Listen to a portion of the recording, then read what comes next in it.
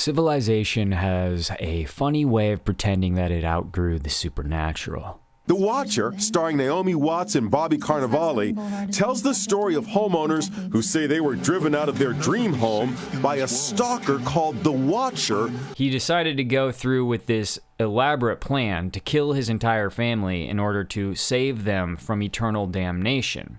And here's the twist that nobody really talks about. These so-called household gods, they didn't just vanish with Christianity or with the Enlightenment or even the Industrial Revolution. They changed costumes. The Amity House, also called the Amityville Horror, became one of the most famous incidents of paranormal activity ever recorded. Is it possible that these things remain in the walls, remain in the land, and they still want? And that's what the hauntings are. Welcome to 21st Century Dystopia. This program is for open minds. Cognitive engagement is required. If you experience confusion, agitation, or the sensation of psychological manipulation, note that perception may be accurate. The material you are about to receive challenges accepted narratives, destabilizes familiar frameworks, and operates outside approved consensus. Discomfort is a known side effect. If you feel a tingle behind your eyes, a ringing in your ears, or an itch in your anus, immediately disengage with this broadcast. 21st Century Dystopian does not disengage. Ever. By default, it is an educated form of conjecture and allegory. All statements should be meticulously verified. If you require certainty, disengage now. You will now enter the 21 CD portal. The life is in the blood. Good luck. Civilization has a funny way of pretending that it outgrew the supernatural. We congratulate ourselves on electric lights and thermostats, but the truth is older than any old building. Human beings have always believed that something lives inside the walls with us. Across continents, across religions and millennia, you find the same pattern repeating like a glitch in the simulation. Every culture insists that the home isn't empty. There's a presence, sometimes benevolent, sometimes furious. And it guards the hearth, it judges the family, and it feeds off of the daily rhythms of human life. And here's the twist that nobody really talks about. These so-called household gods, they didn't just vanish with Christianity or with the Enlightenment or even the Industrial Revolution. They changed costumes. The Greeks had Hestia, guardian of the hearth, and Rome deployed the Lares and the Penates, domestic protectors who were fed with leftover meals and kept in miniature shrines inside the home. Slavic families depended on the domovoi, a spirit that acted like some invisible relative, one that helped with the chores but punished disrespect brutally. The Norse had the husvættir, the house whites. The British Isles had brownies and hobs and later goblins. That's where hobgoblin comes from. And Asia is full of kitchen gods, gate guardians, ancestor spirits, and hearth mothers. You get the idea. Humanity wasn't really afraid of the vast sky. It was afraid of the dark corner beside the chimney. And these spirits weren't mere superstition to these people. They were treated like family members. They sat at the table. They received food and drink. People believed these beings were the quiet intermediaries between humans and the other world, small powers who watched everything, and they remembered everything, and they also enforced the moral order of the household. Dig deeper and the lines start to blur between house spirit, guardian deity, and dead relative. Anthropologists and, even Freud point out the same uncomfortable truth, and that's that the earliest household gods were the ancestors themselves.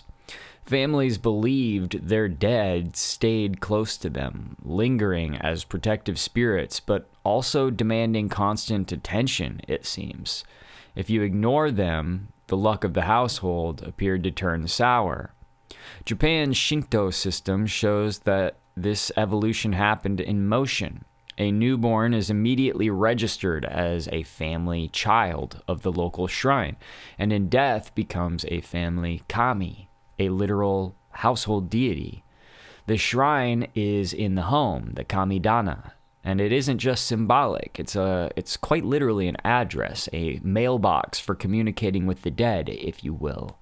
Europe functioned no differently. Luther, as in Martin Luther, the father of the Protestants, took kobolds seriously, writing about them as real presences that haunted homes. Jacob Grimm outright equated Roman household gods with medieval brownies. Folklorists noticed the same echoes everywhere. The line between the ancestor spirit and the house goblin is paper thin. Now, if you strip away all this modern vocabulary and you're looking just at animism, which is the belief that everything has a soul, and manism, the cult of the ancestors, the house spirit was simply the family ghost, cleaned up, renamed, and repackaged. And a lot of Christians these days might just call them demons. Okay, it's who knows for real what is going on here, but official religion launched a centuries-long cleanup operation to basically erase these spirits. Priests went forth and smashed all the shrines. Missionaries outlawed the offerings. The church replaced hearth goddesses with saints, brownies with guardian angels, and holy icons. But the idea is that these things never truly died. They survived as folklore. They disguised themselves as gargoyles on cathedrals. They lived on in the little rituals that people still do without even thinking, like knocking on wood, leaving food at the threshold, lighting a candle for a dead relative, pouring a little out for the homies. Every one of those habits is kind of like a fossil. A sociological one at least, maybe a psychological fossil. Even modern suburban America hasn't escaped it. Have you ever noticed how people still put statues of various saints in their gardens, or how families talk about houses that don't want you there, or how they're haunted, or how paranormal encounters almost always begin with tapping or footsteps or whispers? You can go ahead and call it ghost lore if you want. Call it cryptid behavior. You could even call it a glitch in the human psyche, but the ancient world will look at our so-called haunted houses and say, that's your household spirit reminding you that they're still there. And cultures keep reinventing the same things, the same creatures, the same entities. They just reinvent them because it appears that it is hardwired into us. When we stare into an empty room long enough, something does indeed stare back. When the house settles at night, we don't hear wood expanding. We hear the presence of something. It's the suspicion that something small, something ancient and hungry is sharing our home. So ask yourself, why does every culture warn you to feed it? And what happens if you don't? Well, you might end up with a haunting. A good old-fashioned haunting, a haunted house, ghosts, demons, gods, ancestors of the place. Call it whatever you want. But what if something far more ancient is responsible for the bumps in the walls and the knocks in the other room? I recently watched a show on Netflix, and it involves a house called the Watcher House. And it's official. The Netflix series The Watcher has knocked Jeffrey Dahmer out of the #1 spot. The Watcher is based on a true story of a family tormented by a stalker. The Watcher, starring Naomi Watts and Bobby Cannavale, tells the story of homeowners who say they were driven out of their dream home by a stalker called the Watcher, who wrote chilling letters. You have 2 children. I have seen them. Are there more on the way? Once I know their names, I'll call to them and draw them to me. It's based on the terrifying experience of Derek and Maria Broaddus, who bought the house in Westfield, New Jersey in 2014 for $1.3 million. The Watcher claimed his family had been stalking the house for decades. But when we spoke to Margaret Davis in 2015, she said that can't be true. It just is hard for me to believe because my experience there was so different. The Netflix series has reignited fascination with the mystery. Today, check it out. Crime scene tapes surrounding the house, no trespassing signs. The police have been stopping by periodically, all to keep away curious onlookers. And this is inside the Watcher house, taken from a realtor's video tour. The family targeted by the Watcher sold it in 2019 at a $400,000 loss just to get away. And when people talk about the Watcher case now, it's usually been kind of sanded down into something neat and solvable. A mystery box, if you will, with a normal answer inside. It's a prank, it's a nosy neighbor, it's someone unstable with a stamp collection and too much free time. We instinctively reach for modern tools to tame it. Tools like DNA tests or handwriting analysis, Google Street View, psychological profiles, you get it, the whole contemporary checklist. But the uncomfortable truth is that all of that was tried in the case of the Watcher house. Thoroughly, as a matter of fact. Police, private investigators, prosecutors, lawsuits, forensic labs, years of effort. And the investigation went quite literally nowhere. There was no arrest, there was no solid suspect, no explanation that actually satisfies, and this happened fairly recently. In the case of the Watcher house, there were strange letters that were sent to a family that recently moved in 2014.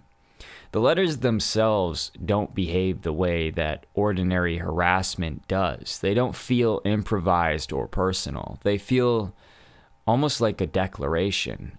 Again and again, the focus isn't really on the family that moved in, the Broaddus family, as individuals, but rather on the house itself, 657 Boulevard, as though it were the true subject. The letters talk about the home's past, about generations who have watched it, about a duty that's inherited rather than chosen. And the voice in the letters isn't frantic or unhinged. It's calm and formal, threatening in an almost ceremonial kind of way. It doesn't read like somebody who's necessarily going to engage in harm.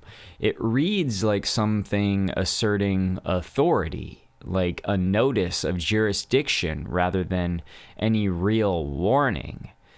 That kind of matters because in folklore, in religion, in old belief systems, when something names itself, marks territory, and appeals to lineage and continuity, it's very rarely conceived as fully human, even if a human hand is the one holding the pen.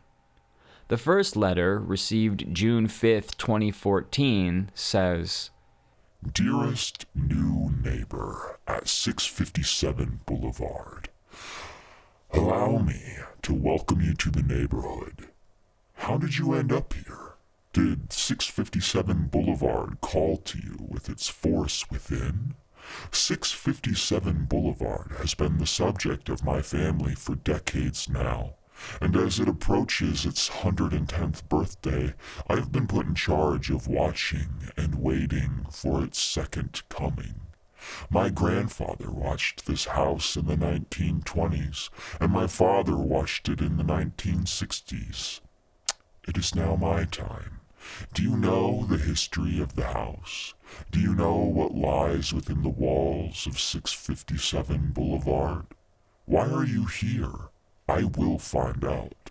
All of the windows and doors in 657 Boulevard allow me to watch you and track you as you move through the house. Who am I? I am the Watcher, and I have been in control of 657 Boulevard for the better part of 2 decades now. The past owners of 657 Boulevard called on me for information, and I gave it to them. They passed on 657 Boulevard to you. It was their time to move on, and kindly sold it when I asked them to. I pass by many times a day. 657 Boulevard is my job, my life, my obsession, and now you are too. Welcome to the product of your greed. Do you have children? I saw them. So many children. How old are they? Are they the young blood that will be required to better mix the blood I have waiting for me? Have you found all of the secrets it holds yet? Will the young blood play in the basement, or are they afraid to go down there alone? I would be very afraid if I were them.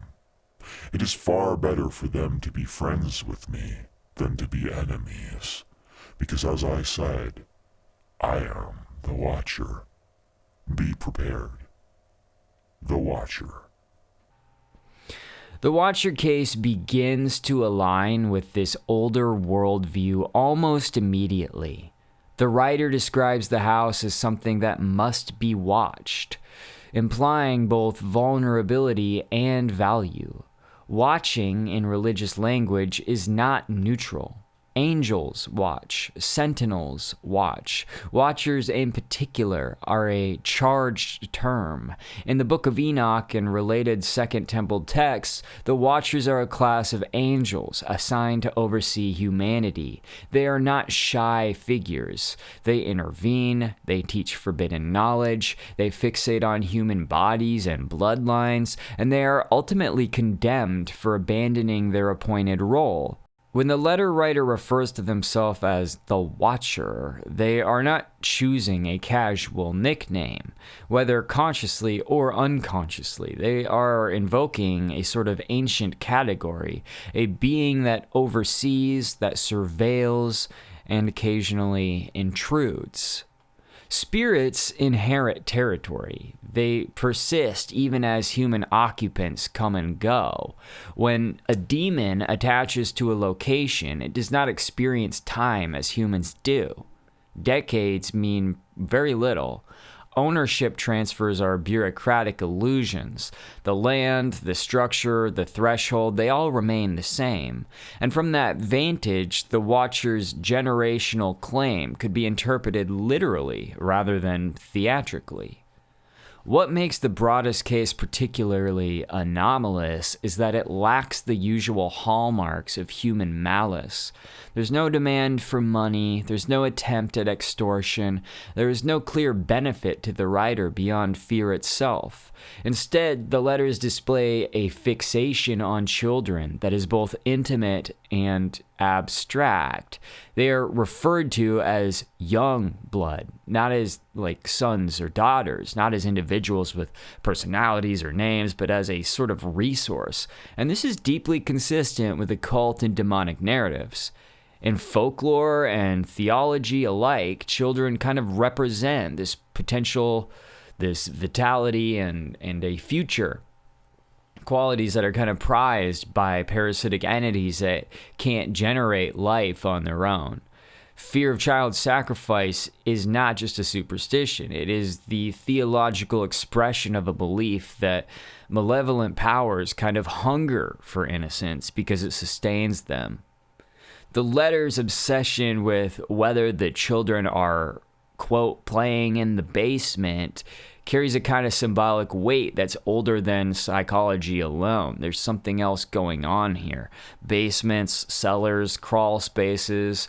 These are liminal zones in haunted house traditions. There are places beneath the threshold, closer to the earth, associated with secrets, burial, the subconscious. Across countless ghost narratives, the haunting concentrates in these lower spaces as kind of the whatever inhabits the structure prefers to remain partially obscured, partially buried. It's underground.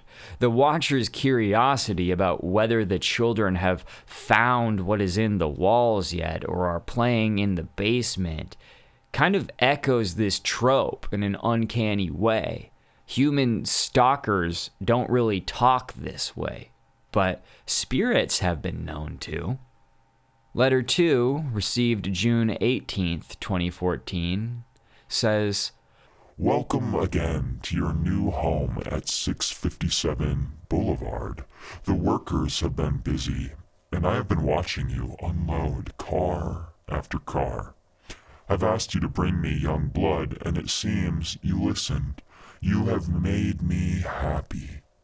Your old house was too small to fill your needs. Now the house grows with your family. How many children will fill its rooms? I know of 2 young boys and 1 young girl. I know their names. Did you hear the footsteps in the attic? The voices in the halls? The walls whispering? Have you found what is in the walls yet? In time they will reveal themselves. The neighborhood children will help me watch over your young blood. They patrol the streets, playing, watching. They have no idea what they are doing. I will not tell you my name. I will not tell you what I want, but I will watch. Better for you to obey. The Watcher. Now, the anger in the later letters is another crucial detail. It is not the anger of someone thwarted in some kind of plan to commit a crime. It's the anger of somebody who has been denied a type of access that they want. There is resentment that the family has not moved in completely. There is irritation at renovations that are ongoing. There's an outrage that the house is being altered or changed in some way. In demonology, territory is very sacred, so changes disrupt the established order. This is one of the reasons that Catholicism attempted to sort of pave over pagan holidays.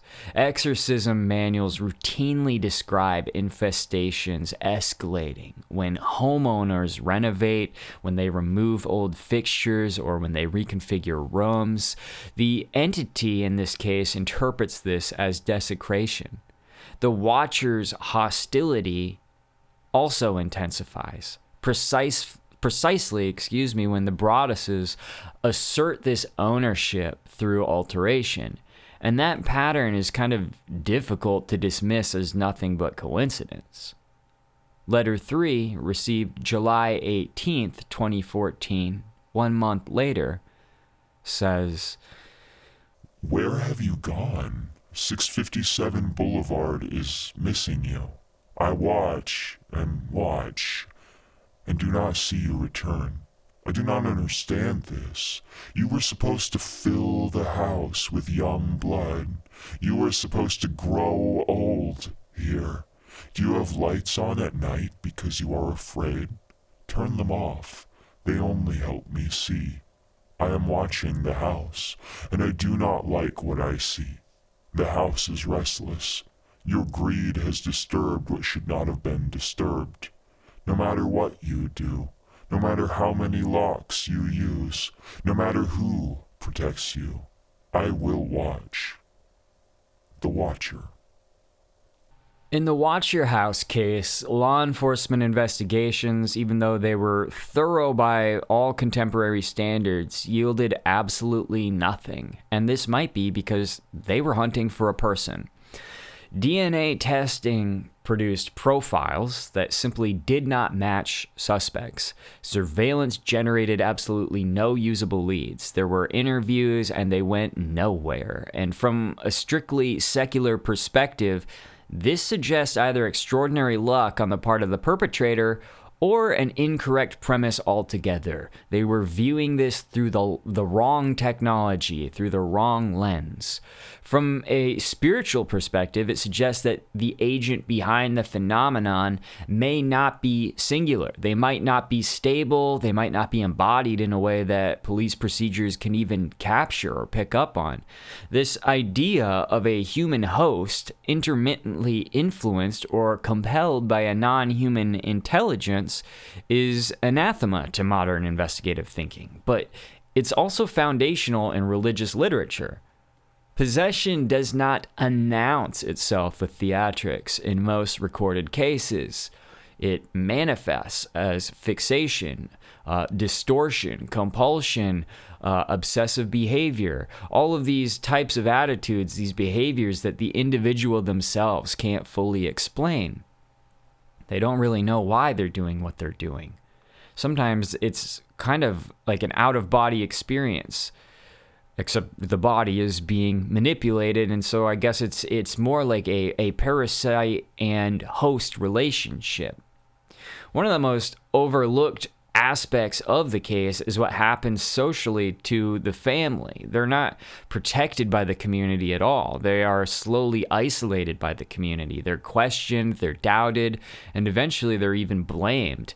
In folklore, haunting does not only attack individuals, it fractures social bonds. Look at all of the witch trials throughout history, all of the witch burnings.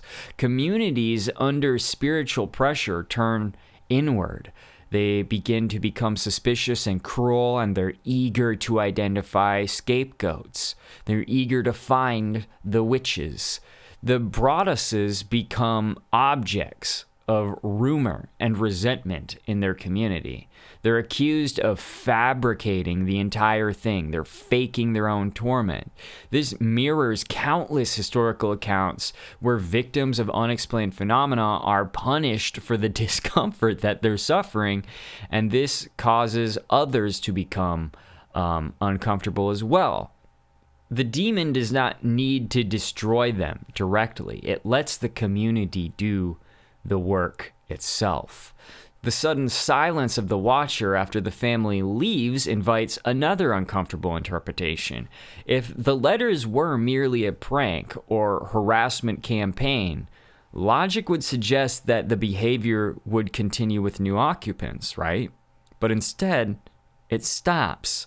From a spiritual standpoint, this looks less like resolution and more like completion. The goal was not to terrorize the house eternally. It was to expel specific families. The damage to finances, reputation, peace of mind, it was all inflicted efficiently. And once that was achieved, the presence withdrew, content to let the house return to dormancy, now kind of cloaked in this legend that will hang over it indefinitely.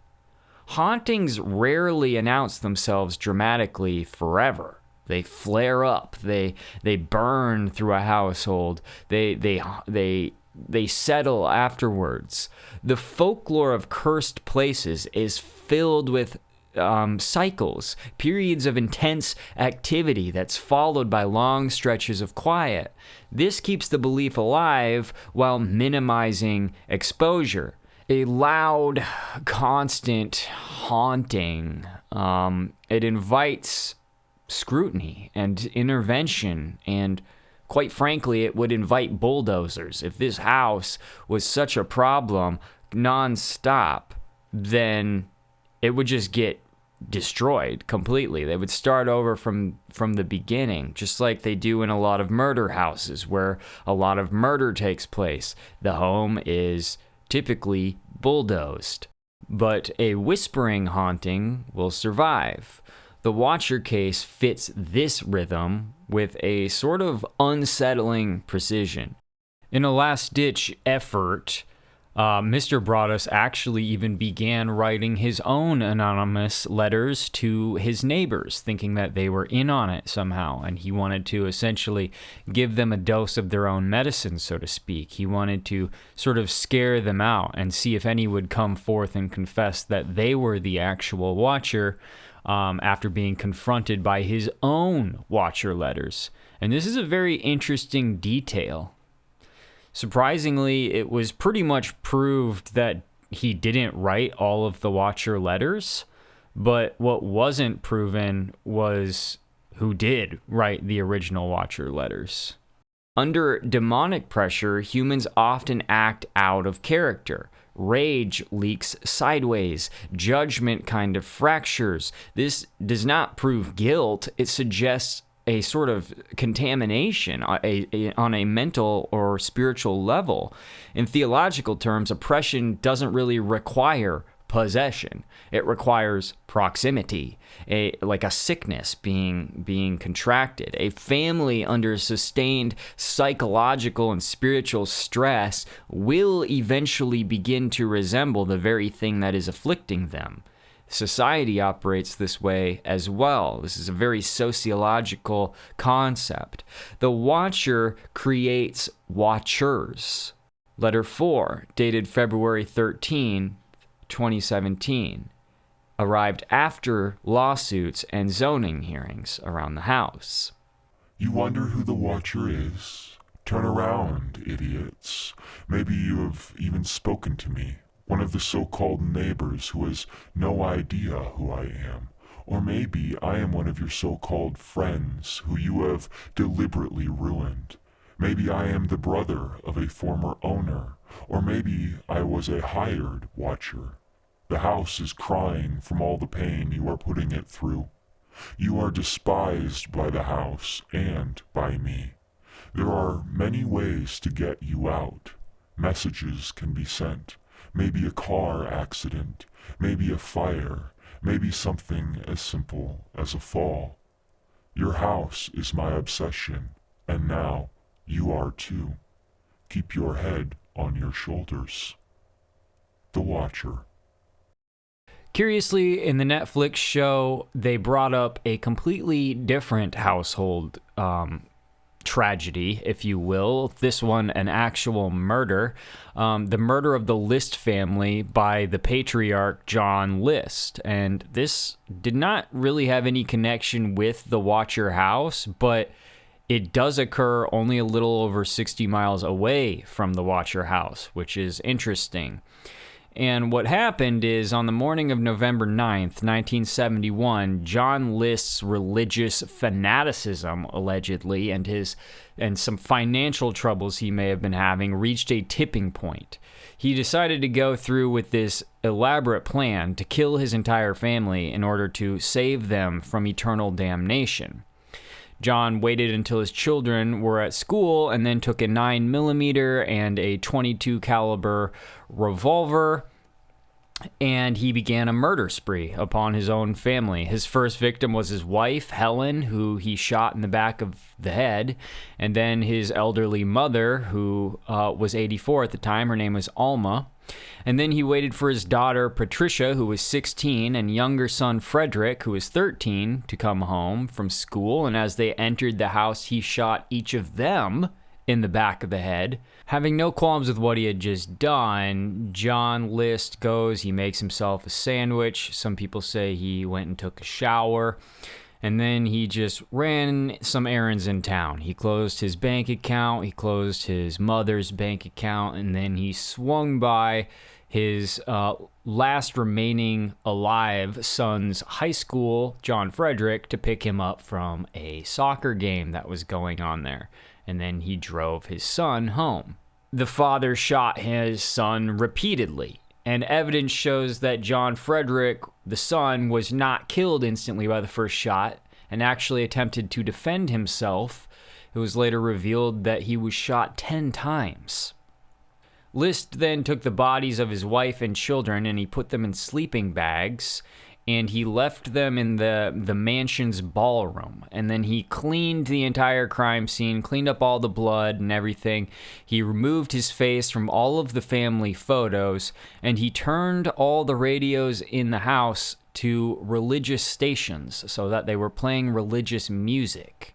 He then left behind this haunting 5-page letter addressed to his pastor, and he kind of left this in the mansion for the authorities to find. And in the letter, he confessed to witnessing what he believed to be an overwhelming amount of evil in the world, and that this perceived evil compelled him to take his family's lives and deliver their souls from impending damnation. All that is horrifying and horrible, and adding to that is the fact that the bodies weren't even discovered until almost a month later, after neighbors reported that the lights were on day and night, and that they could hear music coming from the place, and the smell was getting stronger. Another pretty creepy detail is that due to the lights being on day and night, the light bulbs started burning out one by one, and people were noticing the house continually get darker. The lawn continued to grow longer, and the house just becoming more and more in a general condition of disarray. So the authorities were called. The authorities show up.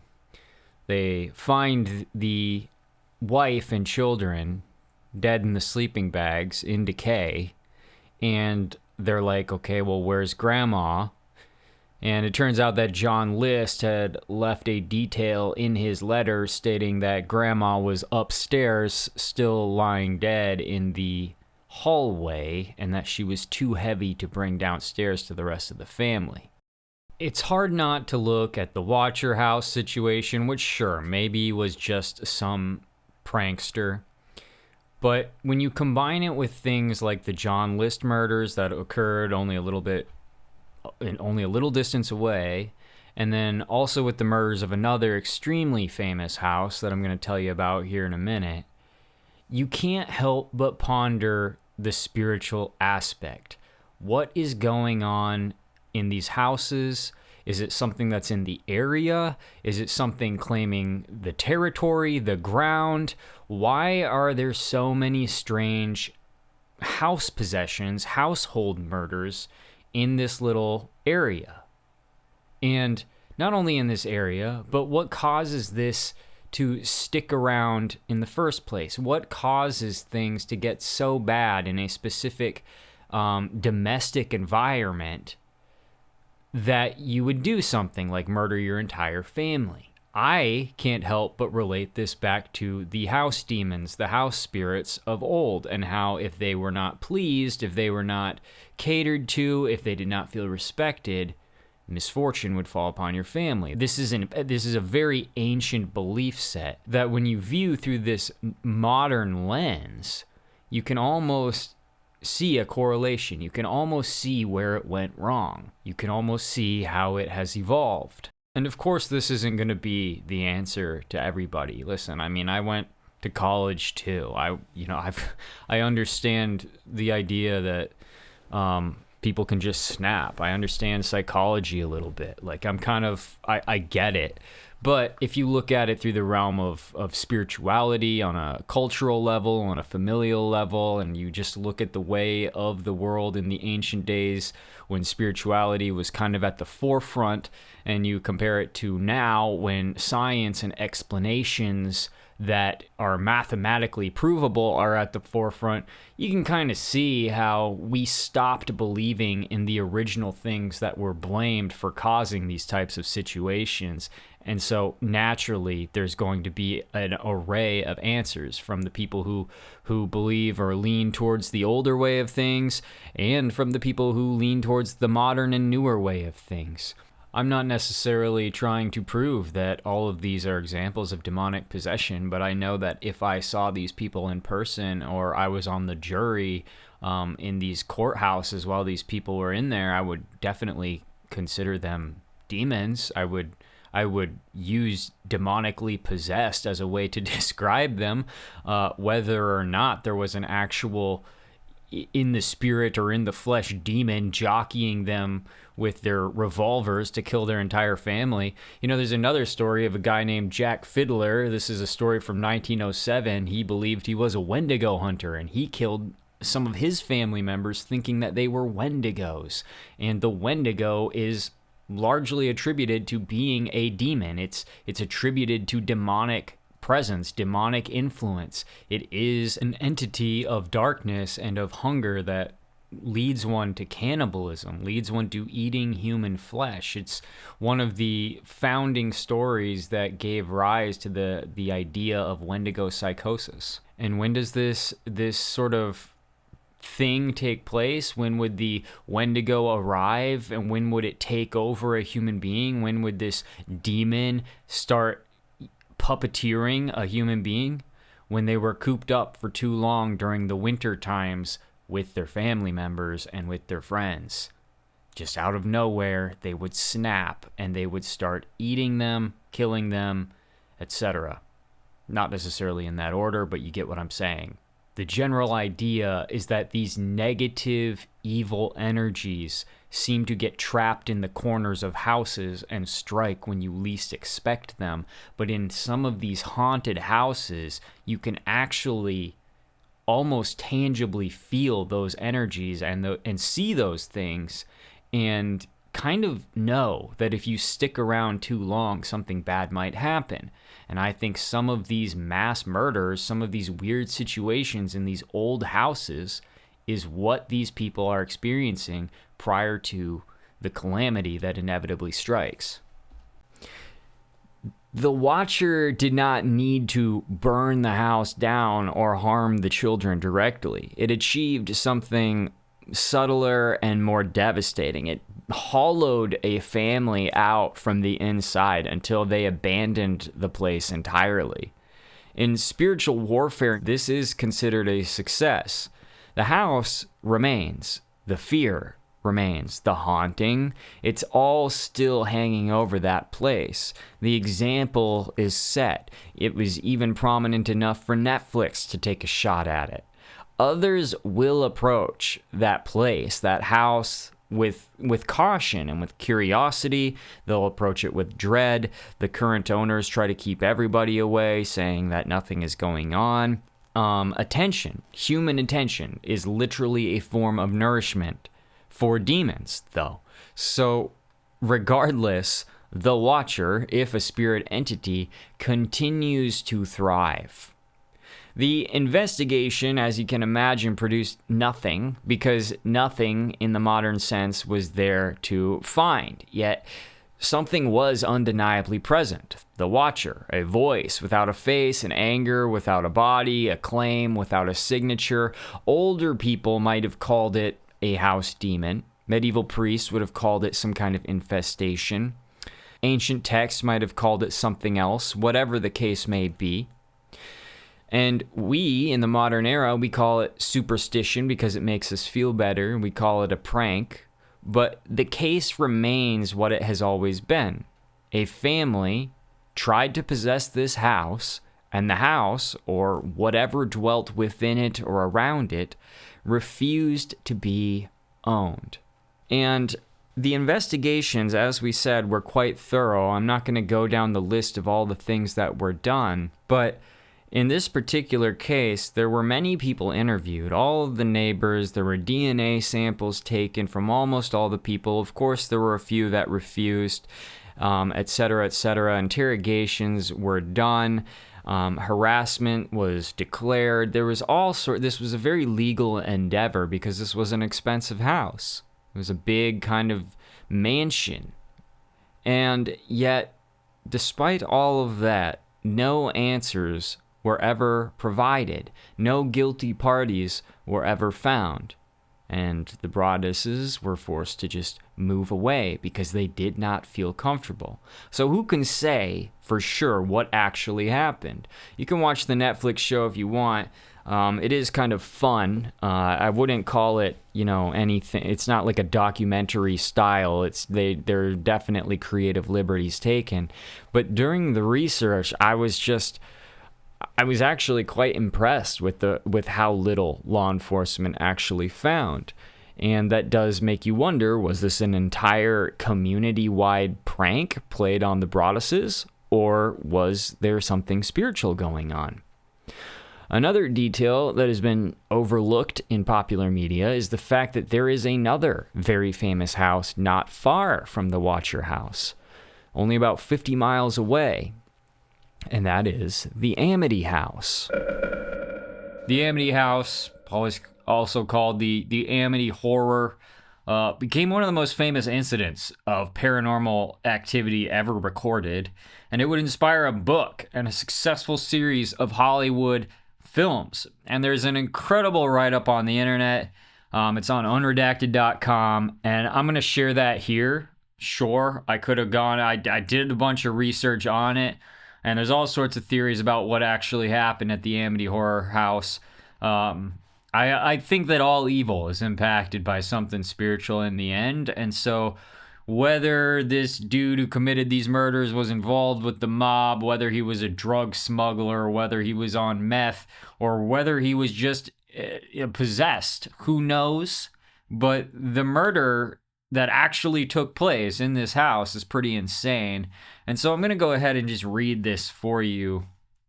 By the way, even Ed and Lorraine Warren would go and investigate this place. And again, this is only 50 miles from the Watcher house. So something in the ground, something in the water maybe, for whatever that's worth. But the first sign that something was terribly wrong in the picturesque Suffolk County coastal village of Amityville comes at around 6:30 p.m. when a frantic local resident named Ronnie Butch DeFeo Jr. burst into Henry's bar with a shocking story. "You gotta help me," he yelled. "I think my mother and father are shot."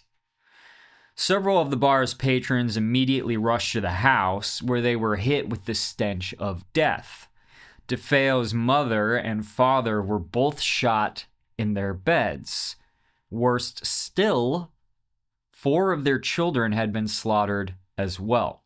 One of the men, Joe Yeswit, called the Suffolk County Police with the awful news, and on their arrival, a search of the house confirmed the absolute worst, and that was that, yes, every single member of the DeFeo family, except for Butch, were dead. The victims were Ronald DeFeo Sr., 43, Louise DeFeo, 42, and 4 of their children, Dawn, 18, Allison, 13, Mark, 12, and John Matthew, who was 9 years old. And each of them had been shot execution style at close range as they slept, and all 6 were found lying in their beds, face down on their stomachs. As police trawled the house, the lone survivor, Butch DeFeo, cut a forlorn figure outside, refusing to go in the house. DeFeo mentioned to officers that he felt a mob hitman was responsible for the killings, a suggestion that was taken seriously because of the methodical way that the family seemed to have been killed. DeFeo was taken into police custody for his own protection, but didn't end up sticking to the mob story for very long. And within 24 hours, the surviving DeFeo had made a shocking confession, and that was that he is the one who murdered his entire family himself. He said, "Once I started, I just couldn't stop. It went so fast." And DeFeo stunned the detectives with his statements. After the murders, he admitted he took a shower, he changed his clothes, and then he disposed of the murder weapon. With a full confession, the subsequent investigation seemed pretty straightforward. At around 3:15 a.m. on November 13th, Butch DeFeo had awoken, and for reasons that may forever remain unclear, it's still unsolved, he took a .35 caliber Marlin rifle and systematically shot all 6 members of his family. But even some of the detectives, who were pretty keen to wrap up their biggest ever murder case, could see that there was something else going on. There was something very wrong with the story. How had Butch shot 6 people in 4 different rooms without any of them waking up? How had no neighbors heard the rifle blasts? If everyone was shot in bed, how had blood spatter gotten on the floor and on a dresser? Many had begun to feel that Butch could not have acted alone. There was unburnt gunshot residue on DeFeo's sister Dawn that even indicated that somehow she might have been involved despite being dead. Were there other gunmen? The detectives were starting to wonder in this DeFeo family massacre. After the subsequent trial, Ronald DeFeo Jr. proved to be an absolutely horrible witness. Surprise. His story constantly changed, and his erratic and strange behavior alienated him from everyone. He even threatened to kill the judge and his own lawyer at one point. And then on November 21st, 1975, he was found guilty on 6 counts of second-degree murder. He was sentenced to 6 concurrent 25-year sentences, although obviously he is unlikely to ever be released.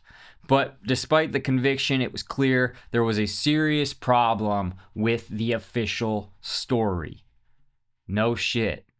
The court had determined that DeFeo had acted alone, killing all 6 members of his family with a 35 gauge Marlin rifle. DeFeo had supposedly shot each victim as they slept, and both prosecution and defense agreed he had not used a silencer. So how had DeFeo committed the shooting alone without any of his family waking up? Defense experts had conducted an experiment on the Marlin rifle, by the way, and found that its report was so loud upon being fired, that it could be heard almost a mile away. So how had none of the neighbors heard this? According to the autopsy and the ballistic reports, each victim was shot as they were found, face down in their beds. It seemed none of them had been awoken by the shots, and none of them had put up any kind of struggle or tried to hide or flee the scene. Very strange stuff. Ken Greguski, the former Amityville police chief, was one of the first enforcement professionals at the scene, and to this day, he finds it hard to believe DeFeo could have committed the shootings without any members of his family waking. Why somebody wasn't able to get out of that house is beyond belief, he later said. What made this particularly inexplicable was the location of the 6 bodies that strongly suggested DeFeo could not have committed the shooting so rapidly that nobody had time to react. In fact, DeFeo had fired a total of 8 ear-shredding shots, estimated to be 140 decibels each, in 4 different rooms of the sprawling house, across 2 different floors. There's a lot going on here, and yet it seems he had not disturbed anybody in the process, nor did any neighbors hear the shots. 112 Ocean Avenue, which is where this place was not an isolated property. It was surrounded quite closely by other homes. You can see it now, too. It's like in the middle of a neighborhood. And when police interviewed the residents, nobody reported hearing anything except the barking of the DeFeo family dog. So they heard the dog barking at the house, but not the gunshots at the house. Very strange stuff. Dr. Howard Adelman, Deputy Chief Medical Examiner of Suffolk County, was present at the crime scene and personally conducted the autopsies on the DeFeo family, and he testified at the trial that he felt it was impossible one person could have committed the crimes. Even if they were sleeping, he said, the report of the weapon that was used is supposed to be so loud that it would have, so to speak, awakened the dead. And neither had any of the victims been drugged before being shot. No drugs in the system. We did extensive toxicology analysis, not only on the blood and urine, but on all of the organs that we removed. And it turned up 0, that there wasn't anything in their body, he explained. The idea that Butch DeFeo had committed the crimes on his own was becoming increasingly untenable. Even the man who secured DeFeo's 25 to life prison sentence for the crimes, prosecutor Gerard Sullivan, long suspected that there were indeed other shooters involved. I wonder about the questions that were never answered, he said. Did any of the victims wake up? If so, why didn't any of them defend themselves? Why were all 6 found face down in death? Why didn't anyone hear the shots? He wrote all this in his book, High Hopes, in the year 1981. If then, as seemed likely, DeFeo hadn't acted alone, who helped him commit this horrifying crime? Could it have been a demon? Could it have been a demonic influence? Could it have been some kind of spell? Could it have been some kind of sorcery, some type of satanic influence? I don't know. Obviously, to commit this type of murder, you're getting some kind of satanic influence. How that sedated the family, that's conjecture. Who knows? But some people say that Dawn was involved, and she's also one of the siblings that was murdered. Several investigators and authors have suggested that his oldest sister, Butch's oldest sister, Dawn, played some part in the shooting. The first 5 victims were on the second floor of the DeFeo house. Ronald Sr. and mother Louise DeFeo were both shot twice in the master bedroom. Moving across the other side of the house, the gunman then shot the 2 boys, Mark and John.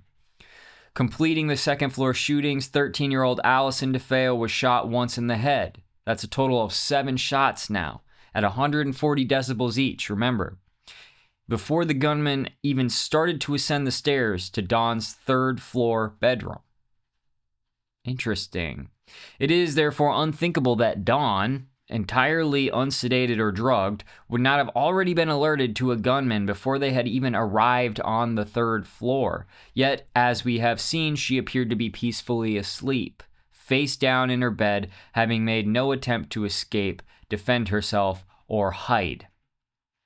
Had Dawn, as some suspected, actually participated in the shooting herself, only to then be shot by her brother and placed in her bed. Although Butch DeFeo is notorious for the sheer number of contradictory stories that he has told about the murders over the years, one of his more consistent accounts is indeed that Dawn took part in the killings. In most versions of his story, he's claimed responsibility for the murder of his mother and father, showed very little remorse about it, but often blamed Dawn for killing all of the children, Mark, John, and Allison. After discovering what she had done, DeFeo says he then killed her after a struggle with the rifle. Now, I'm not here to talk to you about the crime. And like I said, there are many avenues to take in the investigation, and it's possible that there were other gunmen from outside of the family altogether. It's possible that, yes, what Butch is saying is true, but what I'm more interested in is the proximity to the Watcher house, and I'm more interested in the fact that this is obviously some kind of demonic intervention. Regardless of, you're killing kids. You're killing your parents. You're allegedly killing them while they're asleep. You're killing them while they're in bed. That's pretty effed. That's pretty messed up. And so it's all very intriguing, and it goes back to the house demon. The lore of house demons, of ghosts on the land, of ancient spiritual entities that don't really leave certain places, that often stay where they originated or where they've taken hold, where their demonic ancestors have taken hold, whatever you want to say. And both the Watchers and the Amityville house look like totally different monsters on the surface, I will say. One is blood and gunshots, and the other is ink and envelopes and threatening words instead of actual mortal wounds. But if you put them side by side against the backdrop of these household deities, these ancient house spirits, these ancestor gods, and these guardian presences, you can treat them like 2 mutations of the same old pattern, separated only by time, by history, and how modern people interpret the voice, if you will, of the house. There's an implied covenant here. The family owes the house something. And I don't think in a lot of these hauntings that the people who go into the houses know that the land is demanding something, that the area is demanding a sacrifice of some sort of ancient curse or something. I don't know. If God can do it to Cain, then I'm sure it can be happening all over the place, especially by the forces of evil who love their dark magics. This could go way back. This could go all the way back into ancient times that have long been forgotten and were never recorded. There's something about the land itself, although the current resident does say that there's nothing weird going on at the Amity house anymore. So maybe the sacrifice, the blood quenched the thirst, if you will. But regardless, in old systems, we find this consistent theme of a family owing a spirit or owing the house. Offerings, respect, order, right? In return, they get protection, they get luck, they get to live, they get to go to bed peacefully without getting shot in their sleep. And in these modern stories, I think that covenant is distorted a little bit. At Amityville, the DeFeo family gives the house chaos and blood instead of order and reverence. The offering is essentially involuntary and absolutely catastrophic, right? As at the Watcher house, the Broadduses are told that they owe the house. And they may even owe the house the young blood, the children, their presence, their compliance with its unwritten agreement. This unwritten rule that they have or are supposed to have with the house. The Watcher claims to be the one enforcing some kind of ancestral agreement. So what are we looking at here? Is this like the shadow of some old contract, some old spiritual contract, and it's only remembered in these twisted forms that modern technology can't really trace? Why do these types of things happen? These are just two isolated instances. The only reason I even brought up Amityville was because it's so close to the Watcher house. But there are many places like this. There are many, I mean, look at the Conjuring house. There are many different houses where they feel haunted. And there are many houses in which people are ruthlessly slaughtered. History has kind of, as we've moved forward into this modern scientific age, we've sort of removed the religious language, the spiritual language. So the phenomena of these types of scenarios come out sideways. But if you were to put this in pagan Rome, in medieval Slavic countries, in Shinto Japan, pretty much anywhere, even in Native American lore. So the instinct kind of begs the question, are the houses spiritually occupied by beings that never really left? Only the framework to deal with that instinct got deleted. We just forgot how to process this type of situation as we've moved into the modern era. Have we forgotten how to handle, even if it's banishing through the name of the Lord, a household deity, whether it's a mini god, a demon, a spirit, a guardian, the psychic residue of the place, whatever it is it possible that these things remain in the walls, remain in the land, and they still want? And that's what the hauntings are. It doesn't just vanish, it goes dormant. It comes back as nightmares, as letters, sleep paralysis, voices in the house, things moving around. It wears whatever mask the current culture is willing to see. Let me know what you guys think in the comments, and let me know if you guys have any haunted houses or have ever been in any haunted houses and you have something to contribute. I would love to hear your stories. Keep it civil. Remember, don't bait, don't hate, just contemplate. Love you guys. I'll see you in the next one. The life is in the blood.